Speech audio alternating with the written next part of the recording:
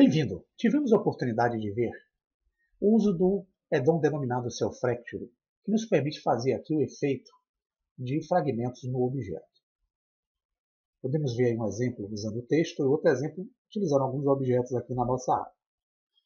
Por que nós não nos aprofundamos nesses tutoriais a respeito da configuração dos seus operadores? E é isso que nós vamos tentar entender aqui neste tutorial. Para posicionar o nosso add-on denominado self-fracture, é necessário que eu venha aqui na parte superior em File, clique na opção User Preference, que pode ser também acionado com a tecla Ctrl+Alt+U, e aqui clique em Add-ons, e onde tem essa lupa, basta que eu escreva CELL, que significa célula. Ele lista para mim o self-fracture, e aqui eu clico nessa caixinha selecionando, salvo aqui nessa opção Save Use Except e saio. E tenho aqui na barra lateral, para quem tem as versões mais novas do Blender, na guia Tools, aqui eu vou ter o self-fracture já disponível para eu poder fazer o efeito. Com o objeto selecionado, quando eu clico em self-fracture, eu vou ter uma caixa de operação de configurações. E através dessa caixa de operação, que eu vou fazer com que os efeitos do fragmento surjam no objeto selecionado. Para eu poder fazer a fragmentação, no primeiro caso um vértices, eu vou me basear nas vértices do objeto que foi selecionado na minha área. Em Child Vértice, eu vou fazer a fragmentação desse objeto tendo como base um outro objeto que vai ser denominado um objeto filho. É necessário ter dois objetos e fazer um grau de parentesco entre os dois. Na opção UnParticles, eu tenho como fazer o efeito de fragmentação não pelas vértices, mas pelas partículas que esse objeto emitir quando eu atribuir a ela o efeito de partículas que pode ser selecionado através desse ícone aqui na barra de propriedade direita, que fica aqui na parte superior. Quando eu clico nesse ícone, meu objeto passa a emitir algumas partículas e o efeito da fragmentação vai ter como base essas partículas. Child Particles, o efeito que vai acontecer de fragmentação vai ter como base as partículas emitidas pelo objeto filho. E aí também eu terei que ter um outro objeto utilizando o grau de parentesco. E nessa última opção, Grease Pencil, eu tenho como fazer a fragmentação do objeto, tendo como base os traços que eu fizer com aquele instrumento denominado Grease Pencil, que é a nossa caneta, que permite fazer traços na superfície aqui da nossa área 3D. Para esse nosso tutorial aqui, eu vou me basear apenas no objeto simples aqui, cubo. Então eu só vou utilizar o OnVertices, que é as vértices dele, ou o UnParticles, que são as partículas que ele poderá emitir posteriormente. Então vamos começar com o OnVertices. Quando eu clico em OnVertices, aqui em Source Limit, eu tenho como selecionar a quantidade de pedaços que eu quero que esse objeto se fragmente aqui quando eu der o OK no add-on. Repare que eles estão me colocando aqui um valor de 100. Esse é um valor muito alto. Por quê? Porque esse objeto aqui na minha área, ele é um objeto básico que contém somente 8 vértices. A gente pode ver isso aqui na parte de cima. Se a gente quiser realmente verificar, basta a gente contar as quinas do cubo e vamos perceber que o cubo só tem 8 quinas, que são as vértices. Se eu colocar um valor igual a 8 ou menor que 8, eu tenho a quantidade de pedaços atribuída aí durante o meu processo de fragmentação. Acima de 8, ele vai manter sempre a quantidade máxima de vértices. Como são 8, ele só vai dividir em 8 pedaços no máximo, mesmo que eu use um valor como 100, como está referido aqui na minha caixa padrão. Para nós entendermos isso, nós vamos em Source Limit colocar um valor aqui de 100, deixar ele com 100. Vamos dar o OK para aplicar o add-on aí nesse objeto selecionado. Quando eu dou OK, ele vai manter aqui na camada 0 o objeto original. E o objeto que ele criou fragmentado, tendo como base esse objeto aqui, ele vai posicioná-lo na segunda camada. Vocês vão perceber aqui na caixa de seleção de camadas que fica aqui na parte inferior. Eu estou na primeira camada, eu tenho o objeto original. E ele aí criou uma segunda camada, vocês podem perceber o pontinho aqui, vou clicar. E aqui nessa segunda, no momento que eu apliquei o self-fracture, ele criou o objeto já dividido ou fragmentado com o efeito aplicado.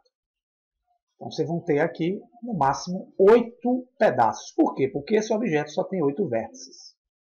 Mesmo eu tendo colocado em Sort Limit um valor de série. Se eu diminuir aqui esse valor para um valor Sort Limit de 2, vou clicar 2 aqui, dar um Enter, e der OK, e na segunda camada ele colocou o objeto, e aqui nós vamos perceber que ele fez o objeto fraturado em 2 pedaços. Então, até 8, eu tenho os 8 elementos. Acima de 8, esse cubo vai ser sempre dividido, no máximo, com 8 pedaços. Já tendo entendido, então, o Sort Limit, vou mantê-lo em 100, dá um Enter. E aqui eu vim para a segunda caixinha, denominada Noise, que significa a desconfiguração dos pedaços. Nós fizemos aquela transformação ou fragmentação em 8 pedaços idênticos. São 8 cubinhos.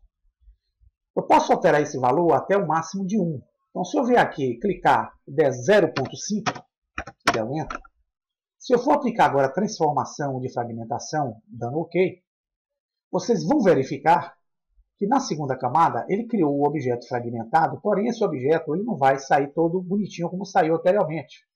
Porque em Noise eu alterei o valor, porém eu vou ter 8 pedaços aqui com formatações diferentes. 1, 2, 3, 4, 5, 6, 7, 8. Então, naquele campo de configuração Noise, eu tenho como modificar a aparência dos pedaços que eu vou criar na fragmentação. Aqui em Scale, eu utilizo os eixos X, Y e Z, alterando esses valores para valores menores. Eu vou ter a formatação desses novos pedaços, tendo como referência o eixo que eu atribuí aqui. Vou deixá-lo sempre em 1.1.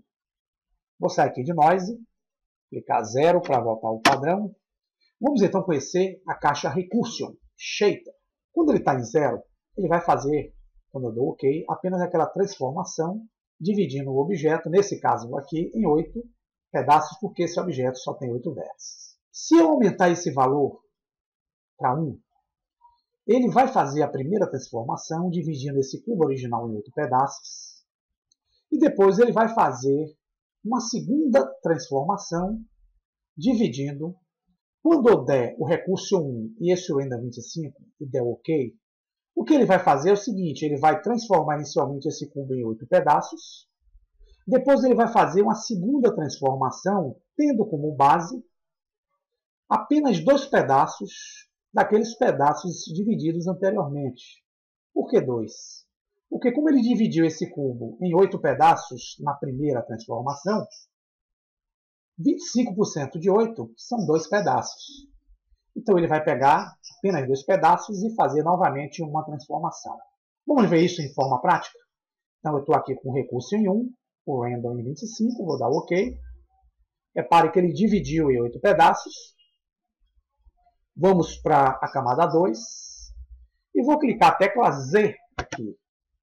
E agora eu vou selecionar alguns pedaços, ó. 1 pedaço, 2 pedaços, 3 pedaços, 4 pedaços, 5 pedaços e 6 pedaços. E 2 pedaços daquele feito no primeiro, ele dividiu, novamente repetindo o passo. Traduzindo, os 25% são 2 pedaços.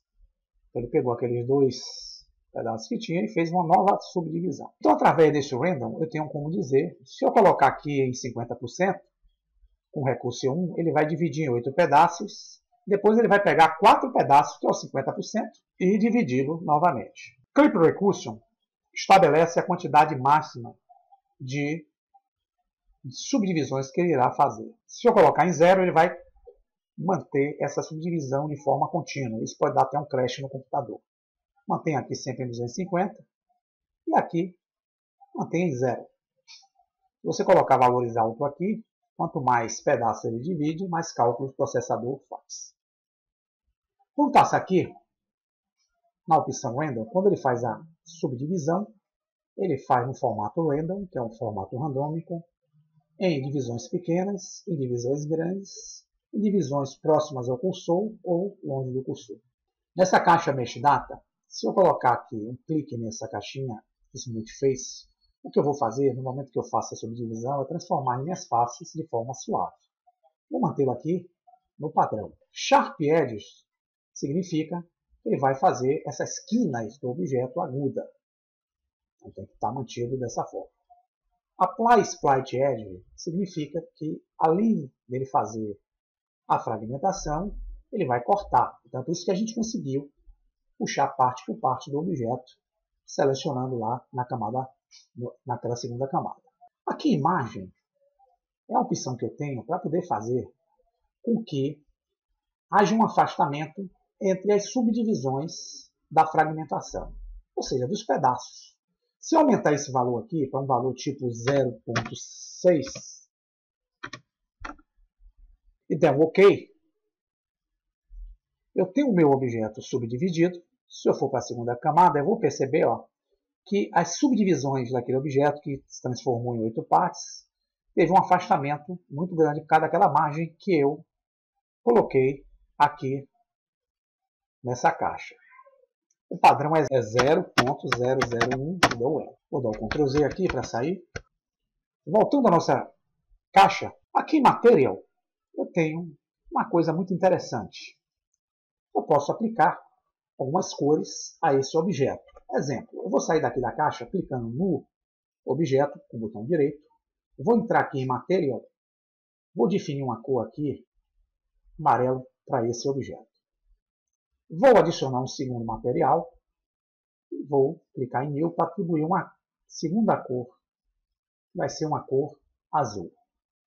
E aqui eu tenho dois materiais disponíveis na minha área. Quando eu venho no Self Fractures e mudo esse valor aqui de 0 para 1, que é o padrão de margem, quando eu der o OK para fazer a fragmentação, repare que ele dividiu, meu objeto fragmentado foi para a segunda camada. Quando eu selecionar aqui as camadas, eu vou perceber que os objetos fragmentados estão utilizando agora uma cor externa baseado no primeiro material e uma cor interna baseado no segundo material que eu selecionei aqui, justamente nessa caixa Material. Então, aparentemente, externamente ele vai estar utilizando o primeiro material e internamente ele vai estar utilizando o material 001, que é esse que está aqui. Voltando ao Self Fracture de configurações, eu tenho aqui a opção Semi. O que é que isso me diz? Aqui me diz que o meu objeto original está na Layer 0, que é essa primeira camada, e quando ele cria a fragmentação do objeto, ele vai criar onde? Na Next Layer, ou seja, a próxima layer. Por isso que quando eu faço a fragmentação, o objeto fragmentado aparece aqui nessa segunda layer. Para entendermos o efeito do add-on nas partículas desse objeto, é necessário que eu venha aqui, selecione o objeto, clique aqui nesse ícone de partículas, adicione partículas ao objeto. Quando eu dou o Alt A aqui, ou Player, eu tenho as minhas partículas sendo emitidas pelo objeto. Eu vou clicar aqui para fora, tá certo? E o que eu vou fazer, na verdade, agora, é voltar para o Self Fracture e vou usar a opção On Particles. E quando eu faço isso, em vez dele se basear pelas vértices do objeto, ele vai se basear a fragmentação através das partículas. Então, o que é que eu faço? Eu venho aqui, clico em OK. Repare que ele começa a subdividir o meu objeto, tendo como base as partículas. Eu não vou ter aqueles 8 pedaços, eu vou ter a quantidade de partículas emitidas. Estando aqui na camada número 2, já com o objeto fragmentado a partir das partículas que eu apliquei com o efeito de partículas ao objeto, eu posso aqui pegar esses pedacinhos, um por um, separando, e vocês vão perceber que a quantidade não é aqueles 8 pedaços que tinham das vértices. Por quê? Porque eu não fiz baseado nas vértices, eu fiz o efeito baseado nas partículas. Então, uma afinidade aqui de pedaços, de acordo com aquela quantidade de partículas que eu determinei no objeto original, né? Que aqui são 1000 partículas. Ok? Então é isso aí, pessoal. Ficou prático para que vocês entendam essa configuração. Antes de você aplicar o add-on, utilizem essa caixa aqui para alterar os parâmetros. Há um vértice, eu vou fazer sobre as vértices. Child vértice, eu vou fazer sobre as vértices do objeto filho atrelado a esse objeto. Há um particles, eu vou fazer sobre as partículas que eu aplicar esse objeto. Child Particles eu vou fazer através das partículas do objeto filho que eu atrelar a este objeto. Grease Pencil a partir dos riscos ou traços que eu ocasionar com a caneta aqui de desenho no objeto. Espero que tenha ajudado em algumas dúvidas e até a próxima.